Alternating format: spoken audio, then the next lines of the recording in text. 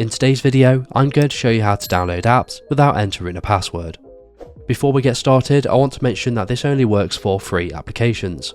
So if you are trying to purchase an application, then you will need to authenticate before making the purchase. The first thing you need to do is to open the settings application. Now you want to scroll down until you find screen time and tap into that.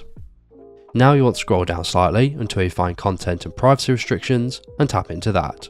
Now you want to find iTunes and App Store purchases and tap into that.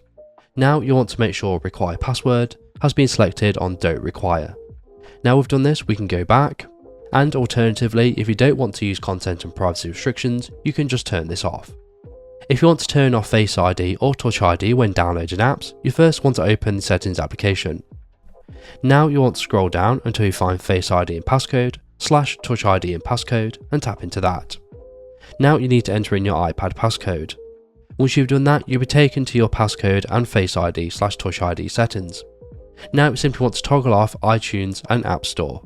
Once we've done this, we can exit out of the settings application, and the next time we go to download a free application, it may require you to enter your password one more time, but after that you no longer need to do it.